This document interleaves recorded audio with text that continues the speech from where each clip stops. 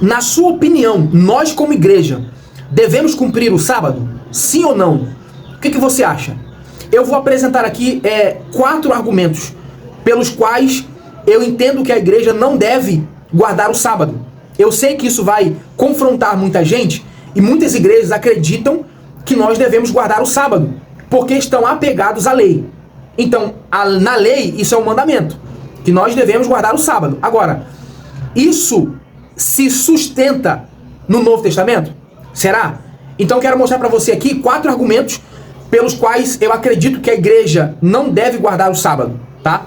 Primeiro argumento, lá no capítulo de número 12, verso de número 8 de Mateus, diz que Jesus, ele é Senhor do sábado. Se você for ler o contexto, os discípulos, eles estavam no campo, deu fome, eles começaram a comer espigas, e os fariseus questionaram, dizendo, olha, eles estão quebrando, seus discípulos estão quebrando a lei do sábado.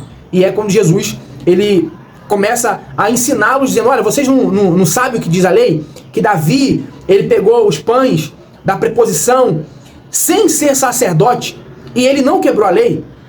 Então ele vai mostrando que a importância aqui não é o sábado, mas é o homem. A prioridade é o homem. Por quê?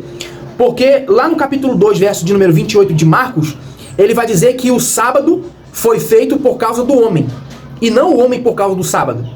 A primeira coisa está aí, que o grau de importância não é o sábado que vem primeiro, mas é o homem. Então as necessidades humanas vêm em primeiro lugar, mesmo que tenha que quebrar a lei do sábado.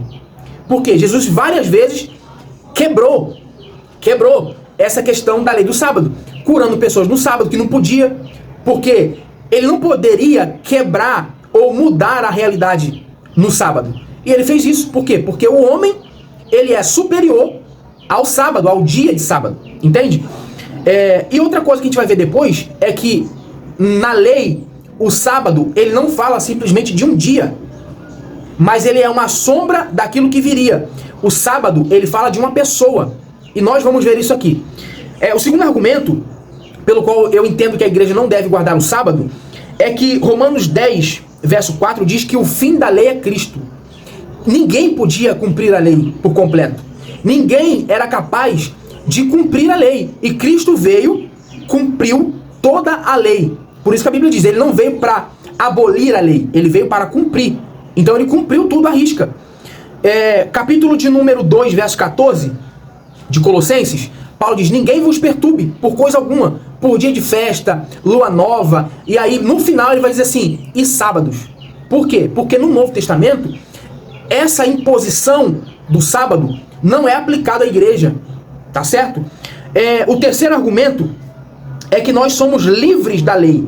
Gálatas capítulo de número 3, verso 24 e 25, diz que a lei, ela serviu de aio, ou seja, aio na época era um escravo que levava o filho do Senhor, enquanto pequeno, para a escola, para que ele não fosse sozinho.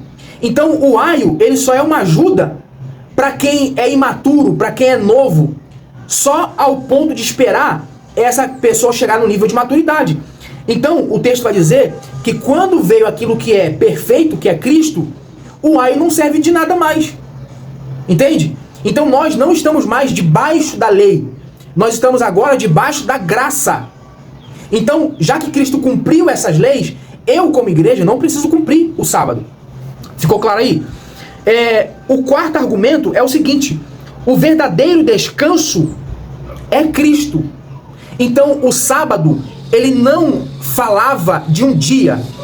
O sábado, ele falava de uma pessoa. Colossenses capítulo de número 2, verso 28 em diante, diz que isso tudo, festa, lua nova, sábado, isso tudo era sombra do que haveria de vir, que era Cristo. Então, quando chegou o que era perfeito, que é Cristo, isso tudo se dissipou, isso tudo acabou, entende? Vamos lá. Então, Hebreus capítulo 4, verso 9 e 11, diz que existe um perfeito descanso, que é Cristo. Por isso que Cristo disse, vinde a mim, todos vós que estáis cansados, sobrecarregados, porque eu vos aliviarei. Né? Ele é o verdadeiro descanso. Então, todos aqueles que creem em Cristo vão ter o seu repouso, vão ter o seu descanso, porque o sábado ele fala de uma pessoa, ele fala de Cristo.